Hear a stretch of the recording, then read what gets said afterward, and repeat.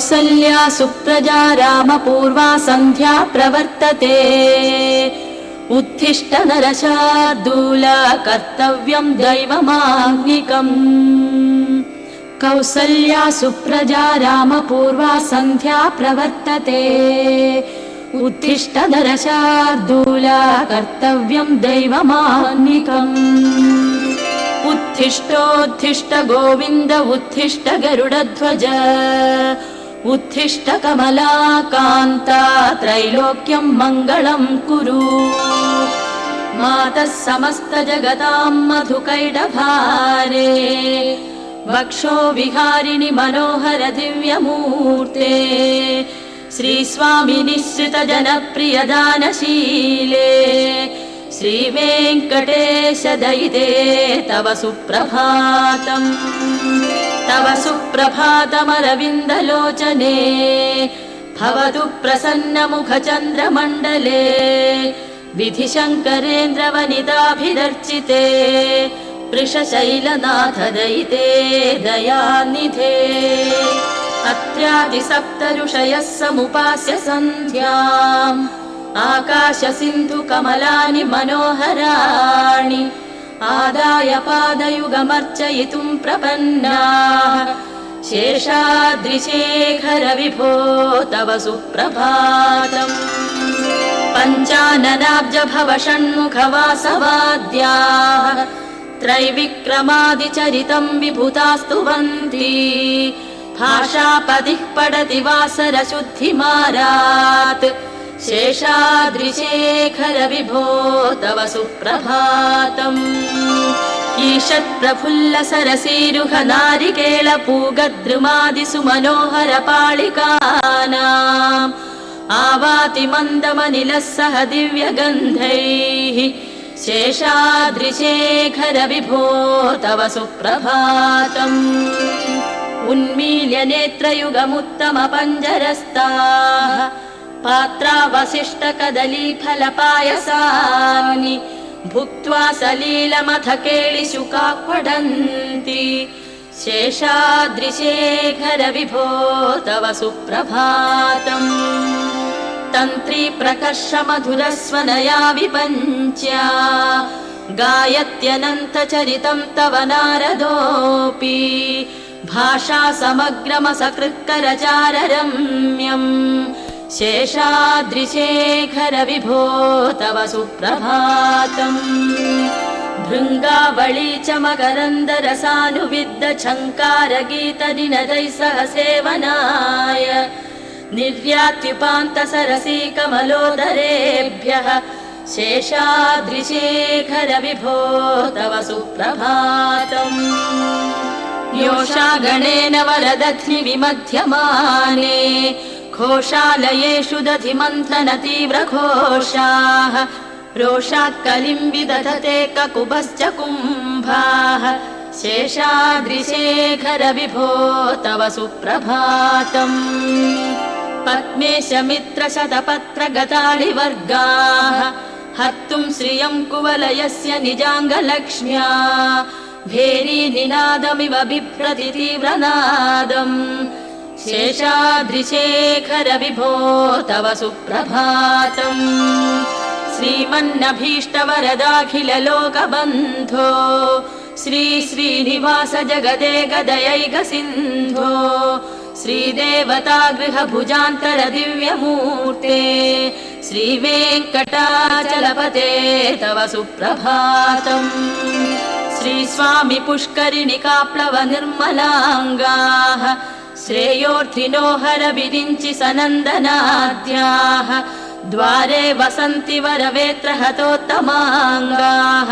श्रीवेङ्कटाचलपते तव सुप्रभातम् श्रीशेषशैलगरुडाचल वेङ्कटाद्रिनारायणाद्रिवृषभाद्रिविषाद्रिमुख्याम् आख्यां त्वदीयवसतेरनिशं वदन्ति श्रीवेङ्कटाचलपते तव सुप्रभातम् सेवा परा शिव सुरेश कृशानुधर्म रक्षोऽम्बुनाथ पवमान धनादिनाथा बद्धाञ्जलि प्रविलसन्निज शीर्षदेशाः श्रीवेङ्कटाचलपते तव सुप्रभातम् घाटीषु ते विहगराज मृगाधिराज नागाधिराज गजराज हयाधिराजाः स्वस्वातिकारमहिमाधिकमर्थयन्ते श्रीवेङ्कटाचलपते तव सुप्रभातम्।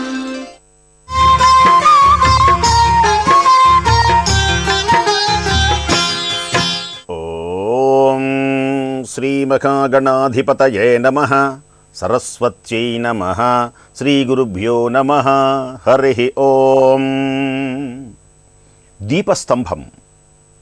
స్తంభము మీద దీపం వెలిగించి మునీశ్వరులందరూ ఆనందిస్తూ ఉంటే ఆ స్తంభం పగిలి ధనలోభుడు అనేటువంటి వ్యక్తి ఉద్భవించాడు. తన యొక్క పూర్వజన్మ విశేషములన్నిటినీ కూడా తెలియచేశాడు. దీపమును చూడటం చేతనే సకల పాపములు హరించి ఆ భయంకరమైనటువంటి ఆ స్తంభం అంటే ఒక చెట్టు జన్మ పోయి ఉత్తమమైనటువంటి జన్మ కలిగింది. వారందరినీ అడిగాడు, మునీశ్వరులారా, నాకు ముక్తి కలిగేటువంటి మార్గము ఏది? కర్మబంధము నుండి తప్పించుకునేటువంటి మార్గము ఏది? నాకు తెలియచేయండి అనగానే ఆంగీరసుడు అని పేరు కలిగినటువంటి మహానుభావుడు దివ్యమైనటువంటి తత్వోపదేశం ధనలోభునకు చేశాడు. నాయనా, ఈ దేహమును కాయము అని పిలుస్తారు. ఈ కాయము దేనికని ప్రాప్తించింది అంటే కర్మ అనుసరించి లభ్యమైంది. అందుచేతనే ఈ లోకమంతా కర్మానుబంధిని లోకే కర్మజా, కర్మ వలననే ఈ కాయము ప్రాప్తిస్తుంది. శరీరధారణకు ఈ కర్మలు సత్కర్మలు చేయగలగాలి. దుష్కర్మలు చేస్తే దుష్ఫలితాలు, సత్కర్మలు చేస్తే సత్పరిషాలు. నిష్కామమైనటువంటి రీతిలో సత్కర్మలు చేయటం వల్ల మానవునికి ముక్తి కలుగుతుంది. స్థూలదేహం, సూక్ష్మదేహం, కారణదేహం, ఈ దేహములన్నిటికీ అతీతమైనటువంటి దివ్యశక్తియే ఆత్మశక్తి. ఈ ఆత్మ లోపల ఉన్నది కనుకనే చేతులు కదులుతున్నాయి. కానీ భౌతికమైనటువంటి దృష్టితో ప్రతి వ్యక్తి భౌతికమును చూస్తాడు. చెయ్యి కదిలింది అనుకుంటాడు, కానీ కదిలేది చెయ్యి, కదిలించేది ఏది అది తెలుసుకోవటమే జ్ఞానం. అందుచేతనే మహర్షులు దేహము మీద భ్రాంతిని వీడుతారు. ఇంద్రియముల యొక్క నిగ్రహమును కలిగి ఉంటారు. ఈ దేహము అనిత్యమని భావిస్తారు. అనిత్యమైనటువంటి ఈ దేహమునందు నిత్యమైనటువంటి తత్వము ఏదో తెలుసుకోవటమే ఆత్మతత్వం. దీనిని అహం బ్రహ్మాస్మి అనుకుంటారు. నేను అనేటువంటి దివ్యతత్వం ఇంద్రియములకు ఆపాదింపబడినప్పుడు అది అహంకారమవుతుంది. అదే ఆత్మకు సంబంధించినప్పుడు అఖండ జ్ఞానసిద్ధి కలుగుతుంది. నేను అనేటువంటిది ఏమిటి అంటే దేహము కాదు, కళ్ళు కాదు, చేతులు కాదు. నా ఇతి నేతి ఈ బ్రహ్మ పదార్థాన్ని తెలుసుకొనడానికి అఖండమైనటువంటి జ్ఞానసిద్ధి కలగటమే మానవులకు ముక్తికి సోపాన మార్గం. అందుచేతనే ఆత్మ శరీరమును కదిలించి ఈ ప్రకృతిని గాని చరాచరమును గాని సూర్యుని వెలిగిస్తున్నాడు అని తెలుసు. ఆ వెలుగును ఇచ్చేదెవరు? భూమి కదులుతుంది అని తెలుసు, కదిలించేది ఎవడు? చెట్టు ఊగుతుంది అని తెలుసు, చెట్టును ఊగించేదెవరు? సమస్తమైనటువంటి ఈ లోకమునందు పరబ్రహ్మ నివసించి ఉన్నాడు. ఎలా ఉన్నాడు అంటే పాలలో దాగి ఉన్నటువంటి వెన్నలాగా, కట్టెలలో దాగి ఉన్నటువంటి నిప్పులాగా, నువ్వులలో దాగి ఉన్నటువంటి నూనెలాగా, మణులలో దాగి ఉన్నటువంటి సూత్రములాగా కనపడకుండా నడిపిస్తున్నాడు ఈ జగత్తంతా. అట్టి దివ్యశక్తియే పరబ్రహ్మశక్తి. అది నీలో ఆత్మయే ప్రకాశిస్తుంది. అట్టి ఆత్మ పరమాత్మ యొక్క దివ్యతత్వమును గ్రహించడమే మానవుడికి అఖండమైనటువంటి స్థితి. దీని పేరే తత్వం అసి అనే ఒక దివ్యమైనటువంటి బ్రహ్మవాక్యముతో పలుకుతారు. తత్ అంటే ఆ దివ్యమైనటువంటి పరబ్రహ్మతత్వమే, త్వం అంటే నీవు, అయి అసి అంటే అయి ఉన్నావు. అట్టి పరబ్రహ్మతత్వమే అయి ఉన్నావు. చిదానందరూప శివోహం. నీవెవరివి అంటే ఆనంద స్వరూపుడవు, సచ్చిదానంద స్వరూపుడవు. మరి నాకు దుఃఖం కలుగుతున్నది కదా, ఆ దుఃఖం దేహమునకు. మరి ఇవన్నీ దేహమునకే, షడ్వికారములు దేహమునకే. ఈ దేహము ఒక్కొక్కసారి పుడుతుంది, పెరుగుతుంది, వికారములు చెందుతుంది, జన్మిస్తుంది, క్షీణిస్తుంది, చివరకు మరణిస్తుంది. వీటిని షడ్వికారములు అంటారు. ఇది దేహమునకే. కానీ దేహము నశించవచ్చునేమో కానీ ఆత్మ నశించదు. అట్టి పుణ్యమైనటువంటి ఆత్మస్వరూపాన్ని, సంపూర్ణత్వాన్ని గ్రహించటమే మానవుడు నేర్చుకునవలసింది.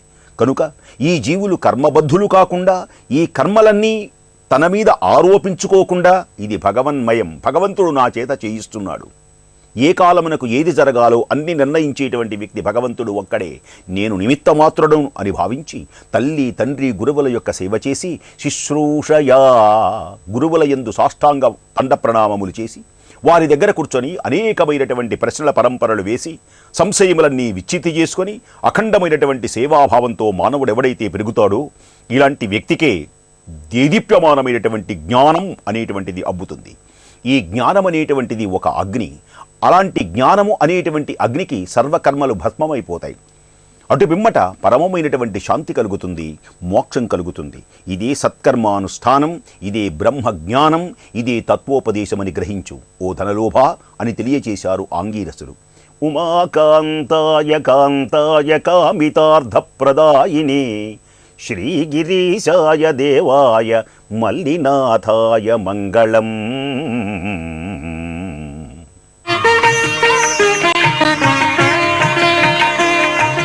ఓం గం గణపతయే నమః. శరదిందు వికాస మందహాసాం స్ఫురదిందీవరలోచనాభిరామాం అరవింద సమాన సుందరాస్యాం అరవిందాసన సుందరీముపాసే. శృంగేరి జగద్గురువుల దివ్య చరణములకు అనంతకోటి సాష్టాంగ ప్రణామములతో సౌందర్యలహరిలో ఒక చక్కటి శ్లోకాన్ని మనం ఈ రోజున నేర్చుకుందాం. ముఖము బిందుం కృత్వా కుచయుగ మధ్యస్థస్య తథతో హరార్థం ధ్యాయేత్యో హరమహిషి తే మన్మథకలాం ససత్య సంక్షోభం నయతి వనితా ఇత్యతి లఘుత్రిలోకీం అప్యాశుభ్రమయతి రవీందుస్తనయుగాం. ముఖం బిందుం కృత్వా కుచయుగ మధ్యస్థస్య తదదో హరార్ధం ధ్యాయేద్యో హరమహిషితే మన్మథకలాం సహ సద్య సంక్షోభం నయతి వనితా ఇత్యతి లఘుత్రిలోకీం అప్యాశుభ్రమయతి రవీందుస్తనయుగాం. చాలా చక్కటి శ్లోకం ఈ శ్లోకం కూడా.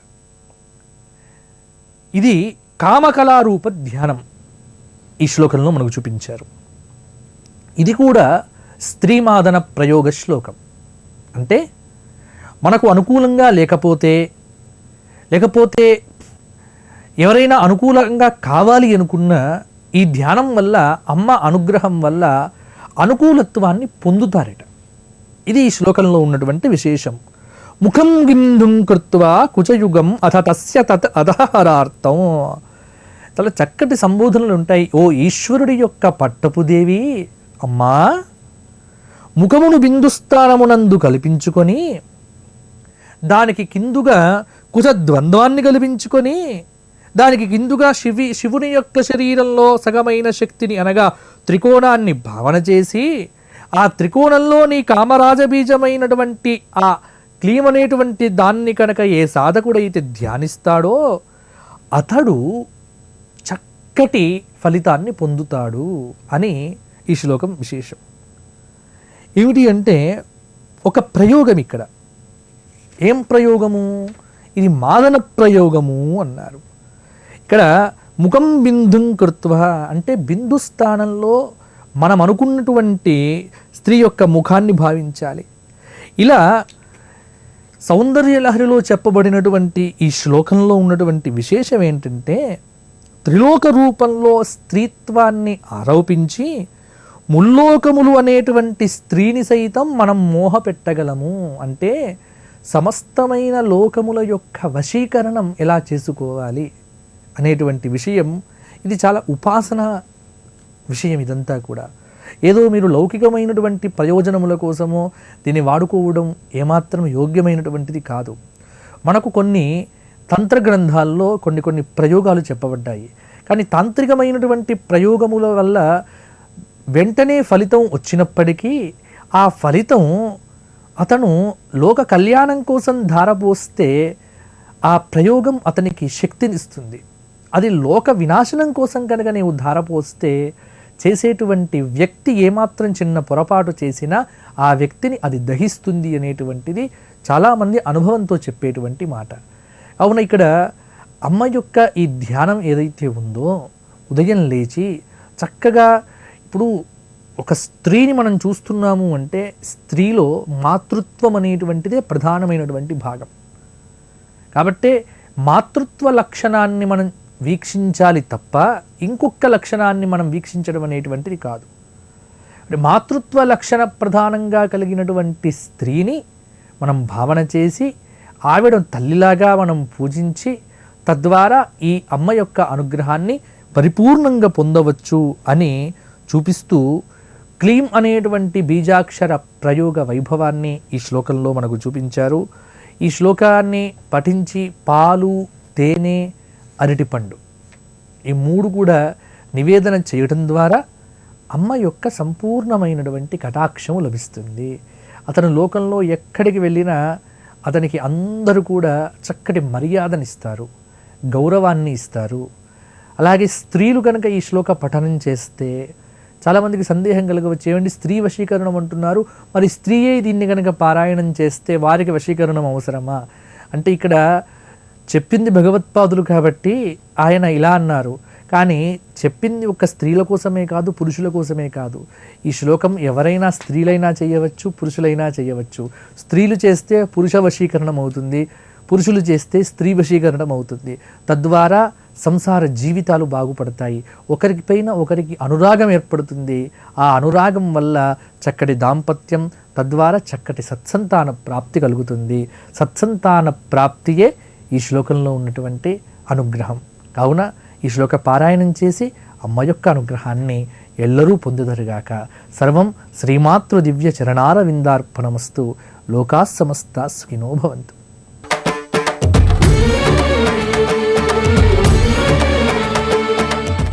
కాలోహి దురతిక్రమ. ఇక్కడే పశ్చిమ సముద్ర ప్రాంతంలో శరీరం విడిచిపెట్టారు. విడిచిపెట్టగానే వీళ్ళు బతకడం, సన్యాసి జీవితం గడపడం వల్ల చూసిన భక్తులు కొంతమంది మెడకో తాడు, ఆ తాడుకో బండరాయి కట్టి సముద్రంలోకి ఇడిచేశారు. సన్యాసులకి, సన్యాసి జీవితం గడిపేవాడికి దహన సంస్కారాలు చేయకూడదు. నదిలోనో సముద్రంలో తోసేయాలి, లేదా గొయ్యి తీసి సమాధి చెయ్యాలి. మనలాగా తగలబెట్టకూడదు అని ఒకళ్ళకి నియమం. ఎందుకంటే వాళ్ళు బతికొండగానే పిండం పెట్టుకుంటేనే సన్యాసి అవుతాడు కనుక. జీవశ్రాద్ధము అంటారు. అంటే బ్రతికొండగా శ్రాద్ధం పెట్టుకున్నాకే సన్యాసి అవుతాడు. సన్యాసికి రెండో జీవితం.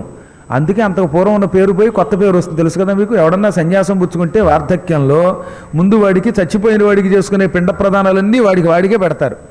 అయ్యాక అప్పుడు ఆయన ఇంత పూర్వం నీ పేరు పద్మాకర్ అయితే ఇప్పుడు ఆ పద్మాకర్ కాదురా, ఇప్పుడు పద్మాకరానంద భారతి లేదా సరస్వతి, ఇలా ఏదో కొత్త పేరు పెట్టాలన్నమాట.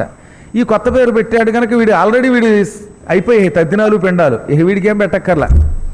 ఇంకా వీడి కోసం అపరబ్రహ్మలు రావాల్సిన అవసరంలా. సంసారంలో ఉన్నవాడికి అపర కార్యాలని. అందుకని వీడు హాయిగా చచ్చిపోగానే వీడిని తీసుకెళ్ళి ఎక్కడ వీడి చేసినా పర్వాలా. కుక్కలు నక్కలు తిన్నా నష్టం లేదు, సముద్రంలో తోసేయచ్చు. ఈ ఇద్దరిని మెడకి రాయి కట్టి సముద్రంలో తోసేశారు. వెంటనే వీళ్ళ ఆత్మలు 2 దివ్యలోకానికి, కైలాసానికి వెళ్ళిపోయాయి. గోకర్ణంలో చచ్చిపోతే తప్పక కైలాసం వస్తుంది. గోలోకంలో స్వయంగా నందీశ్వరుడు వీరిని తాను నంది రూపంలో కాకుండా ఒక వాహన రూపంలో వచ్చి తీసుకుపోయి కైలాసంలో శివుడికి అప్పగించాడు.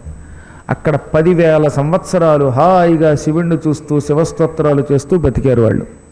10,000 సంవత్సరాల తర్వాత వాళ్ళు మళ్ళీ వైవస్వత మనువు కాలంలో, అంటే ఇప్పుడున్న కాలంలో, ఈ కల్పంలో, కృతయుగంలో మళ్ళీ భూమి మీద జన్మించారు. అందులో విదర్భ దేశపు రాజు ఒక ఆయన ఉన్నాడు. ఆయన పేరు భీముడు. ఆ విదర్భ దేశపు రాజు భీముడికి ఈ చండి దమయంతి అనే పేరుతో కూతురిగా పుట్టింది. వీరసేనుడు అనే పేరుతో నిషధ దేశపు రాజు గారు ఒక ఆయన ఉన్నాడు. ఆ నిషధ దేశపు రాజు గారికి ఈ చంద్రుడు అర్థమైందిగా నలచక్రవర్తి, నలుడు అనే పేరుతో మహారాజుగా పుట్టాడు. బోయ దంపతులు నలుడిగా దమయంతిగా మారారు. అది శివరాత్రి నాడు శివుడికి అభిషేకం చేసి బిల్వపత్రాలు పెట్టడం వల్ల వచ్చే లాభం. గోకర్ణేశ్వరుణ్ణి 3 రోజుల పాటు బిల్వపత్రాలతో, రోజు 108 బిల్వపత్రాలతో పూజిస్తే పునర్జన్మంటూ వస్తే అదిగో అంతటి మహారాజు యోగం, సంపదలతో కూడిన భక్తితో కూడిన జన్మ వస్తుంది. అందుకని ఒకవేళ మోక్షం వచ్చిందో అదృష్టం. అందరికీ మోక్షం అంత తేలికేం కదా ఎన్ని కబుర్లు చెప్పినా. ఎందుకని ఈ కాసేపు విన్నప్పుడున్న భక్తి ఎల్లప్పుడూ ఉంటుందా? మళ్ళీ కిందకి దిగ్గానే కంచాలు కొంచాలు మంచాలు, ఎవడి బాధ వాడిది. క్షణాలలో అన్నీ మర్చిపోతాం అన్నమాట. పురాణ వైరాగ్యం అని ఎందుకన్నామంటే పురాణం వింటున్నసేపు శరీరం అలా గగుర్పాటు గురైపోయి మనం కూడా అలాగే చేసేద్దాం అనిపిస్తుంది. ఒక్కసారి స్వస్తి అన్నామా మొత్తం అంతా నాస్తి, మళ్ళీ ఇంటి మీద ఆస్తి మీదకి దృష్టి వెళ్ళిపోతుంది. అదే లక్షణం అంటే, అదే మహామాయ. ఎన్ని చెప్పినా పదే పదే మహామాయ శివమాయా విమోహిత అన్నాడు అందుకే శివపురాణంలో. ఈ మాయలో ఉన్నవాడికి పునర్జన్మ రావడం తప్పదు. ఆ వచ్చేదేదో కాస్త నలుడికో దమయంతికో వచ్చిన జన్మ లాంటి జన్మో, లేదా ఇంకేదో మహానుభావుడు అగస్త్యుడు లోపాముద్రలాగానో, ఏదో వశిష్ఠుడు అరుంధతిలాగానో ఇలాంటి మంచి దంపతులుగా పుట్టి సుఖంగా బ్రతకడం అనేది కావాలి కదా. రావణ కుంభకర్ణుల్లాగా పుట్టితే ఉపయోగం ఒకటిట, దానివల్ల లోకానికి నష్టం తప్ప వాడికి కూడా సుఖం ఉండదు. కాబట్టి ఉత్తమ జన్మ రావాలంటే ఈ గోకర్ణ క్షేత్రంలో 3 రోజుల పాటు 108 బిల్వపత్రాలు ఆ స్వామివారికి ఉదయం పూట సమర్పించాలి. అది కూడా మళ్ళీ సాయంత్రం కాదు, ఉదయం పూట కార్యక్రమంలోనే దాన్ని సమర్పించాలి అని శాస్త్రం. ఆనాడు ఈ విధంగా నలదమయంతులుగా పుట్టారు ఆ చండులు ఇద్దరూ కూడా. ఎంత గొప్పదండి దమయంతి అంటే. సీతాదేవి రావణాసురుడు తనని చెరసాలలో పెట్టి బంధించి నన్ను పెళ్లి చేసుకో, నన్ను వరించి బాబోయ్ అని బెదిరిస్తే భైమి పతి వనువ్రత, భీముడి కూతురు భైమి అంటే దమయంతి తన భర్తతో అడవికి వెళ్ళినట్టు నేను నా భర్తతో వచ్చాను, నేను దమయంతిలాగా పతివ్రతనని చెప్పుకుంది. దమయంతితో పోల్చుకుందంటే ఆవిడ ఎంత గొప్పదో ఆలోచించండి ఒకసారి. మరి అది ఎందువల్ల వచ్చింది? సీత అంత ఆవిడ కూడా ఆవిడ తలుచుకుందంటే దానికి మూల కారణం ఈ గోకర్ణ క్షేత్రంలో బిల్వపత్ర పూజ అనమాట. ఏకబిల్వం శివార్పణం అని 108 సార్లు అనుకున్నా బిల్వపత్రం ఇచ్చినట్టేట. దొరకకపోతే 108 ఆకులు దొరకలేదు, 3 ఆకులు దొరికాయి. ఈ ఆకులు తీసినప్పుడల్లా ఏకబిల్వం శివార్పణం, ఏకబిల్వం శివార్పణం. ఆలయంలో అంతసేపు ఉండేవారు కదా, ఆకులు అంటే 108 అక్కడ పెట్టేస్తాం. కానీ ఎదురుగుండా ఎక్కడో ప్రాంగణంలో కూర్చుని 108 సార్లు ఏకబిల్వం శివార్పణం, ఓం నమ శివాయ ఏకబిల్వం శివార్పణం, ఓం నమ శివాయ ఏకబిల్వం శివార్పణం అని 108 సార్లు లెక్కేసుకుంటే అది కూడా దొరకనప్పుడు చెప్పాం. కానీ దొరికితే మాత్రం బిల్వపత్రములనే వెయ్యాలి అన్నారు శాస్త్రం. ప్రతిదానికి ఒక మార్గం చెబుతుంది. దొరకనప్పుడు కటిక దరిద్రుడు గోదానం చేయలేకపోతే ₹1 చేతిలో పెట్టి గోదానం తుభ్యమహం సంప్రదదే అంటే అది గోదానం అవుతుంది. గోక్షీరం అంటే స్వామివారికి చాలా ఇష్టం. ఆ గుంటలో కొంచెం ఆవు పాలు పోసి అభిషేకం చేస్తున్నారు చూసారా, అది ఎప్పుడో నారదులు వారు చెప్పిన విధి అన్నమాట. అందులో తప్పక గోక్షీరము పొయ్యవలసిందే, పోస్తే మహాలాభం వస్తుంది. మళ్ళీ మనకు అనుమానం రావచ్చు, ఇవాళంటే గోకర్ణేశ్వరుడు త్రేతాయుగంలో వచ్చాడు, కానీ యుగయుగాలుగా ఇక్కడికి జనం ఎందుకు వచ్చారు? ఈ ఆత్మలింగానికి ముందు కూడా లింగం ఉన్నది, శివలింగం ఎప్పుడు ఇక్కడున్నది. కానీ ఆత్మలింగం వచ్చాక తక్కిన లింగములు మరుగున పడ్డాయి. అంతఃపూర్వం గౌతమేశ్వర లింగమని, ఇంకా శివలింగమని, కైలాసలింగమని ఇక్కడ స్వామివారు అదే స్థానంలో ఉండేవాడు. కానీ గణపతి స్వామివారిది ప్రతిష్ఠించాక తక్కిన లింగాలు మరుగున పడ్డాయి. కాబట్టి ఎప్పుడూ ఈ ప్రాంతం గొప్పది. ఈ ప్రాంతంలో ఏ లింగం మీద నీళ్లు పోసినా, ఏ లింగం మీద ఆ బిల్వపత్రాలు వేసినా అదే ఫలితం వస్తుంది. లోపల ఆలయంలో గోకర్ణేశ్వరుడి దగ్గర, మహాబలీశ్వరుడి దగ్గర బిల్వపత్రం వేయడానికి కుదరకపోతే బయటకు వచ్చి గౌతమేశ్వరుడి మీద వేయండి, అదే ఫలితం. ఇక్కడున్నవన్నీ కూడా శివుడి యొక్క ఆత్మలింగములతో సమానమే. లేదా నందీశ్వరుడి దగ్గర బుజ్జిలింగం ఉంది, దాని మీదైనా వెయ్యండి. ఆ ప్రాంతంలో అణువణువు నువ్వు గింజంత స్థలం కూడా గోకర్ణేశ్వరుడితో సమానం రాశారు తెలుసా. అందులో అన్ని వేల లింగములు రూపంలో స్వామి ఉన్నాడు. ఆత్మ అంతటా వ్యాపించి ఉంటుంది. ఆత్మ ఇక్కడుంది అక్కడ లేదని ఎవరన్నా అనగలరా? అందులో మామూలు ఆత్మ, పరమాత్మ.